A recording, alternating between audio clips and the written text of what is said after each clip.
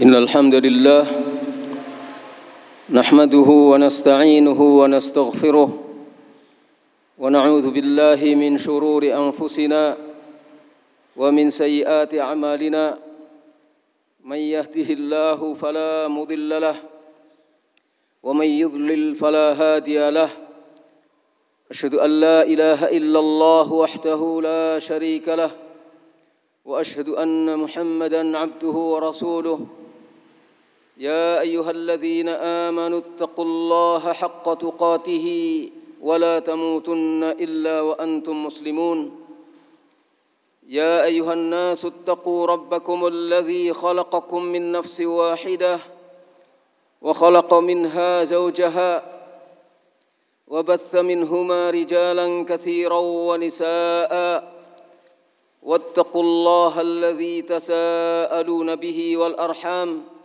إن الله كان عليكم رقيبا يا أيها الذين آمنوا اتقوا الله وقولوا قولا سديدا يصلح لكم أعمالكم ويغفر لكم ذنوبكم ومن يطع الله ورسوله فقد فاز فوزا عظيما أما بعد فإن أصدق الحديث كتاب الله وخير الهدي هدي محمد صلى الله عليه وآله وسلم وشر الأمور محدثاتها وكل محدثة بدعة وكل بدعة ضلالة وكل ضلالة في النار.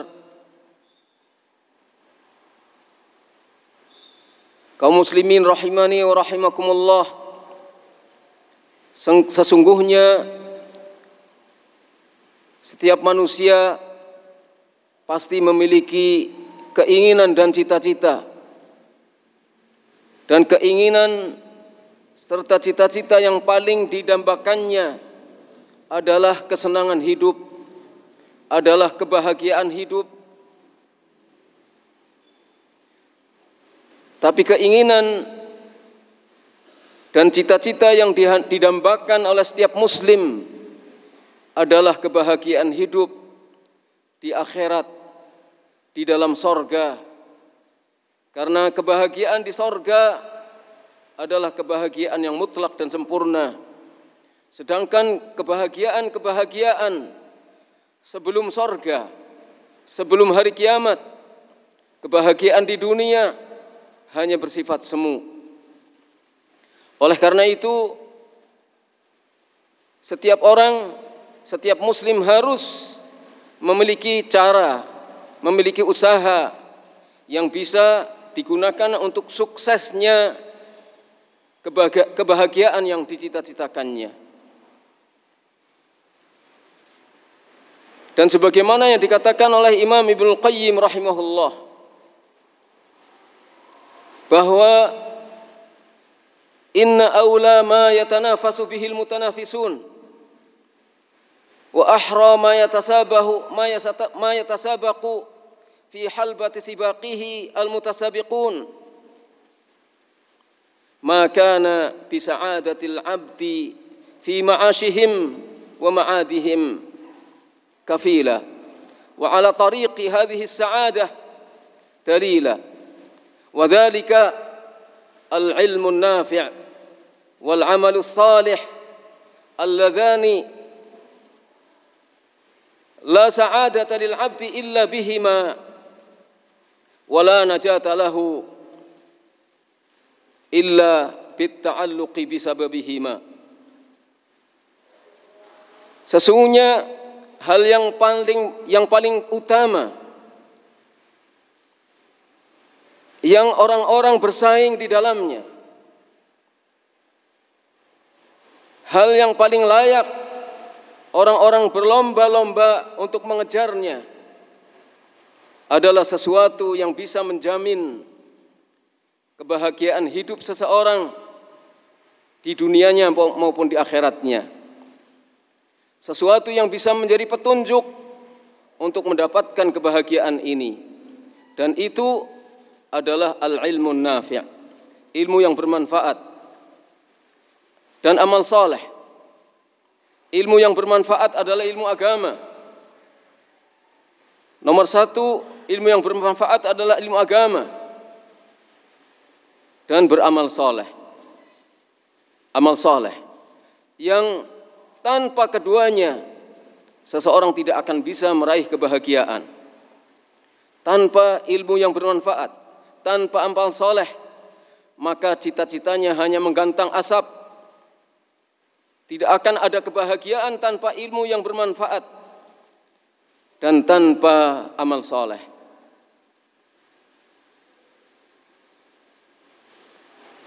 Tidak ada keselamatan bagi seorang hamba kecuali harus mengikatkan diri pada kedua hal ini, amal soleh dan ilmu yang bermanfaat dan amal soleh. Dan kata Ibnu Qayyim, kedua hal ini, ilmu yang bermanfaat dan amal soleh, adalah masalah yang dimana dengan keduanya manusia terbagi menjadi dua golongan. Masalah ini, ilmu yang bermanfaat dan amal soleh, adalah masalah yang atas dasar keduanya maka manusia terbagi menjadi dua golongan, marhum dan mahrum.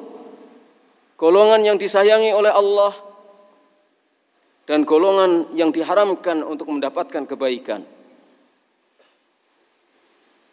Golongan yang bertakwa dan golongan orang yang sesat. Golongan orang yang zalim dan golongan orang yang dizalimi.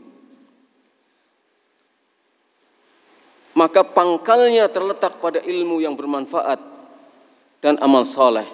Jika orang berilmu, berusaha mendapatkan ilmu yang bermanfaat dan berusaha melaksanakan amal soleh, maka dia akan menjadi orang yang berbahagia, menjadi orang yang bertakwa, menjadi orang yang senang hidupnya di dunia maupun di akhirat. Sebaliknya, kalau tidak, maka kesengsaraan yang akan dia dapat, kesesatan yang akan dia dapatkan, kezaliman yang akan dia dapatkan. Maka jamaah yang dirahmati Allah Subhanahu wa taala, Allah Subhanahu wa taala bahkan memerintahkan nabinya untuk selalu meminta tambahan ilmu kepada Allah Subhanahu wa taala dalam firman-Nya, "Wa qul rabbi zidni ilma." Katakanlah hai Muhammad, berdoalah kepada Allah, Rabbi, ya Allah ya Rabbku, zidni, tambahkan kepadaku ilmu. Dan ini perintah Allah kepada nabinya. Nabi kekurangan apa? Beliau adalah orang yang terbimbing ilmunya.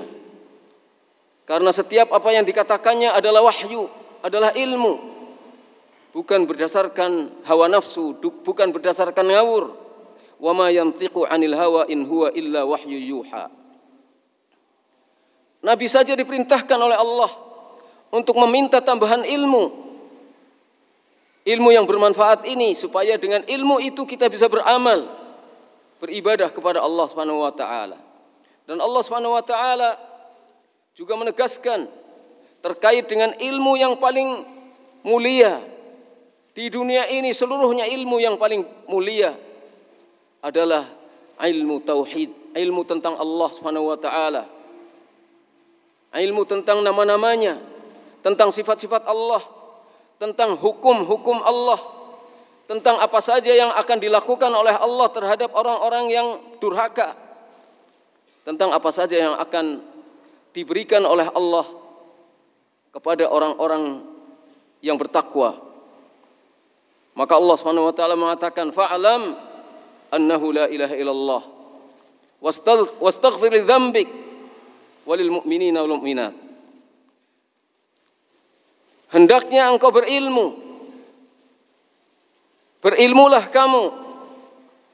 Ketahuilah sesungguhnya tidak ada sesembahan yang berhak untuk diibadahi kecuali Allah. Dan mintalah ampun atas dosa-dosamu, dosa-dosanya kaum mukminin dan mukminat. Ayat ini menegaskan bahwa ilmu yang paling syaraf, yang paling utama adalah ilmu tentang Allah. Karena bagaimana kita sebagai makhluk akan bisa memahami tentang Allah kalau kita tidak mengilmuinya? Bagaimana kita bisa beribadah kepada Allah? Bagaimana kita bisa taat kepada Allah? Bagaimana kita bisa menjauhi larang-larangannya apabila kita tidak faham siapa Allah sebenarnya? Bagaimana kita bisa beribadah dengan baik kalau kita tidak tahu siapa Allah Subhanahu wa taala? Maka hal paling pertama adalah bagaimana kita harus kenal kepada Allah Subhanahu wa taala. Dan untuk kenal, untuk paham terhadap Allah Subhanahu wa taala, nama-namanya, sifat-sifatnya, hukum-hukumnya, kita harus kembali kepada Al-Qur'an dan Sunnah. Dan kita harus berbahagia untuk itu. Karena itulah ketika seseorang menempuh suatu perjalanan, menempuh suatu kehidupan dalam rangka mencari ilmu agama,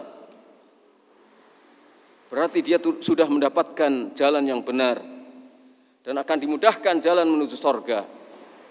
Rasulullah SAW bersabda dalam hadis yang sahih, diriwayatkan oleh Tirmidzi, Ibnu Majah dan yang lainnya, dan juga dalam Imam Muslim, man salaka tariqan yaltamisu fihi ilman sahhalallahu lahu bihi tariqan ilal jannah. Barang siapa yang menempuh suatu perjalanan dalam rangka mencari ilmu, jalan kita jalan untuk mencari ilmu, hidup kita hidup untuk mencari ilmu, maka sahhalallahu lahu bihi tariqan ilal jannah.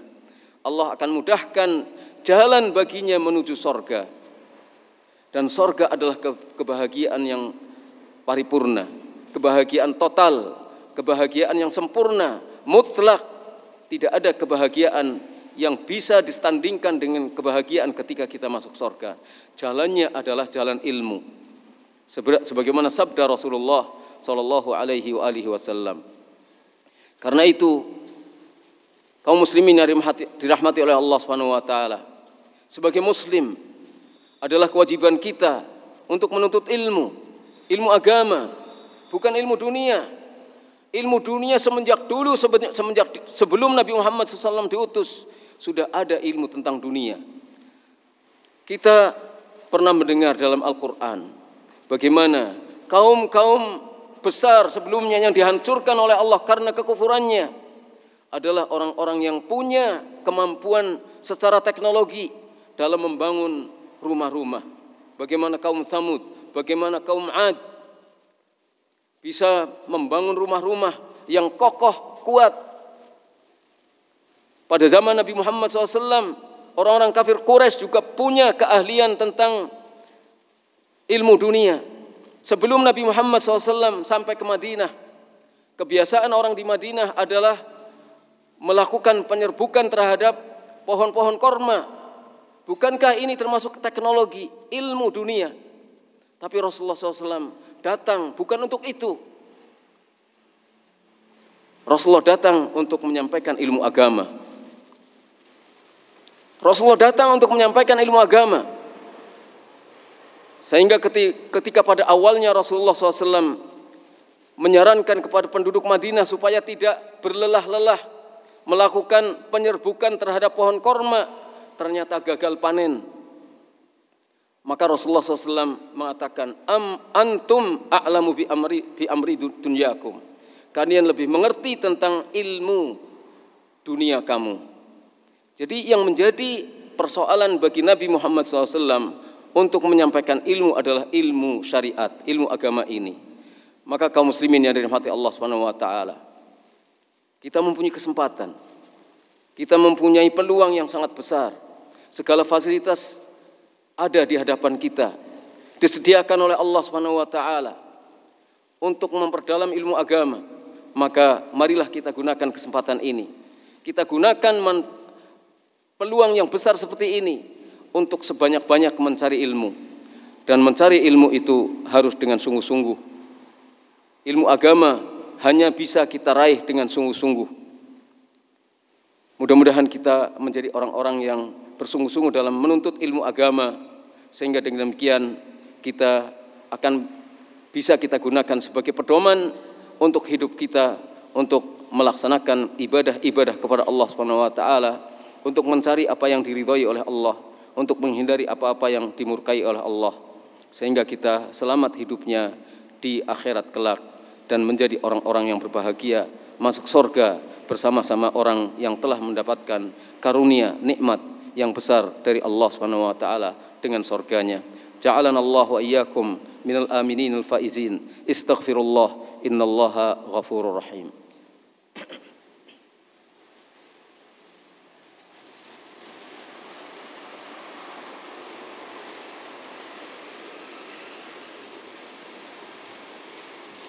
Alhamdulillahi rabbil alamin. Wassalatu wassalamu ala Rasulillah wa ala alihi wa sahbihi ajma'in. Amma ba'd. Kaum muslimin yang dirahmati Allah Subhanahu wa taala, marilah kita senantiasa berusaha bersungguh-sungguh untuk mengejar apa yang menjadi cita-cita kita. Bahagia hidup kita bukan hanya di dunia, tetapi yang paling penting dan paling pokok adalah kebahagiaan hidup kita di akhirat. Kita tidak akan lama hidup. Kita cepat atau lambat akan segera memenuhi panggilan Allah Subhanahu wa taala, menghadap kepada Allah dan mempertanggungjawabkan segala apa yang kita perbuat di hadapan Allah Subhanahu wa taala. Maka kita harus bertakwa kepada Allah, dan modal takwa itu adalah ilmu. Modal takwa adalah ilmu, amal, dan ikhlas. Takwa tidak akan terjadi takwa kecuali dengan ilmu, kecuali dengan amal, dan kecuali dengan ikhlas. Tanpa itu tidak akan ada takwa. Tanpa ilmu, tanpa amal, tanpa ikhlas tidak akan ada takwa. Padahal takwa adalah makhraj, jalan keluar. Wa man yattaqillah yaj'al lahu makhraja. Barang siapa yang bertakwa kepada Allah, Allah buatkan baginya jalan keluar dari segala macam kesulitan, bahkan kesulitan yang paling sulit sekalipun, kesulitan neraka, kesulitan sengsara di neraka akan diberi makhraj oleh Allah dengan takwa. Wa man yattaqillah yaj'al lahu makhraja. Tapi takwa tidak akan ada kecuali dengan 3 hal: ilmu, amal, ikhlas. Sebagaimana yang dikemukakan oleh seorang tabi'i yang bernama Talq ibn Habib, bahwa takwa adalah al-amal bi ta'atillah ala nurin minallah raja'a thawabillah, wa tarku ma'asillah ala nurin minallah makhafata iqabillah. Takwa itu adalah mengamalkan ketaatan kepada Allah, beramal mengamalkan ketaatan kepada Allah. Dasarnya apa? Ala nurin minallah, ilmu agama, ilmu wahyu, hujjah. Tidak boleh ada orang menganggap saya bertakwa tanpa ilmu. Tidak boleh ada orang yang mengatakan ini adalah ketakwaan padahal tidak ada dasarnya dari wahyu Al-Quran dan Sunnah. Tidak boleh ada orang yang menyatakan amalan ini adalah amalan taat kepada Allah kecuali dengan ilmu. Raja'a thawabillah. Mengapa kita mengamalkan ilmu? Mengapa kita berilmu dan kita mengamalkan? Berdasarkan ilmu. Mengapa kita mengamalkan? Dan mengapa amalan kita harus berdasarkan ilmu? Karena raja'a thawabillah, mengharapkan pahala dari Allah. Mengharapkan pahala dari Allah itu namanya ikhlas. Ikhlas itu mengharap pahala dari Allah. Sekali lagi, ikhlas itu adalah mengharap pahala dari Allah. Ikhlas itu bukan tanpa harapan. Kalau tanpa harapan, sama sekali tidak mengharapkan pahala dari Allah, itu namanya bukan ikhlas. Ikhlas itu bukan sekedar rela, tapi ikhlas adalah mengharap pahala dari Allah. Begitu juga sebaliknya, wa tarku ma'asillah, yang kita jalankan dalam kehidupan ini bukan mengamalkan ketaatan saja, tapi harus meninggalkan kemaksiatan-kemaksiatan. Tarku ma'asillah, meninggalkan kemaksiatan kepada Allah. Bagaimana caranya? Ala nurin minallah, atas dasar ilmu. Meninggalkan kemaksiatan atas dasar ilmu. Kenapa? Makhafata iqabillah, karena takut akan hukuman Allah, takut akan adab Allah, Jadi kita meninggalkan kemaksiatan, meninggalkan pelanggaran-pelanggaran bukan karena manusia, tapi karena takut kepada Allah Subhanahu wa taala. Dan itu harus berdasarkan ilmu. Jangan sampai kita mengharamkan sesuatu yang halal, atau jangan sampai kita menghalalkan sesuatu yang haram. Tapi harus jelas ilmunya. Kaum muslimin yang dirahmati Allah oleh Allah Subhanahu wa taala. Saya mengingatkan satu ayat yang kita baca tadi di awal khutbah. Salah satunya saja. Ya ayyuhalladzina amanu taqullaha haqqa tuqatih wa la tamutunna illa wa antum muslimun. Wahai orang-orang yang beriman, bertakwalah kamu dengan sesungguh-sungguhnya. Dan jangan kamu mati kecuali dalam keadaan sebagai orang-orang yang menyerah diri kepada Allah. Menyerah diri itu artinya pasrah, menyerahkan. Kalau Allah menetapkan hukum syariat, kita pasrah untuk melaksanakannya. Siap untuk melaksanakannya, itu namanya menyerah. Udah, ya Allah, Engkau mau perintahkan apa saja, saya siap melaksanakannya. Itu namanya muslim, menyerahkan diri kepada Allah. Begitu juga ketika Allah menetapkan ketentuan takdirnya, kita bilang kepada Allah, ya Allah, ketentuan takdir apa saja yang Engkau tetapkan kepada kami, siap untuk melaksanakannya, untuk menerimanya, siap untuk menerimanya. Jadi kalau ada seseorang yang kita sayangi meninggal dunia, itu takdir dari Allah, kita menerimanya. Ketika Allah perintahkan kita dengan perintah yang seberat kayak apapun juga, kita siap menerimanya. Itu namanya Islam. Itu namanya menyerahkan diri kita kepada Allah secara totalitas. Kaum muslimin yang dirahmati Allah oleh Allah Subhanahu wa taala, kita harus menjadi orang yang bertakwa dan kita harus berilmu, beramal dan ikhlas. Dan sekarang kalau kita melihat fakta yang ada di lapangan, kaum muslimin itu terbagi menjadi dua. Satu orang yang ghulu, berlebih-lebihan dalam beribadah kepada Allah sehingga tidak pakai ilmu, tidak menggunakan landasan ilmu. Ada orang yang beribadah kepada Allah tapi berlebihan ibadahnya. Misalnya ke kuburan, minta-minta di kuburan, minta syafaat. Ada orang mati meninggal dunia mengikuti tata cara orang-orang dan agama-agama di luar Islam.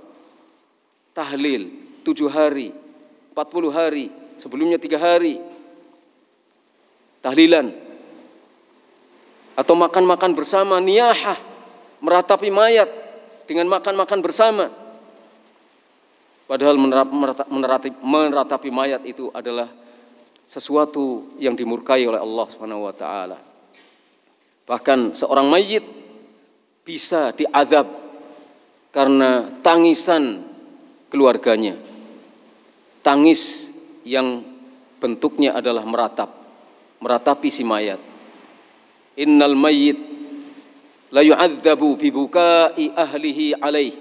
Atau kama qala Rasulullah SAW dalam hadis yang diriwayatkan oleh Imam Bukhari dan Muslim.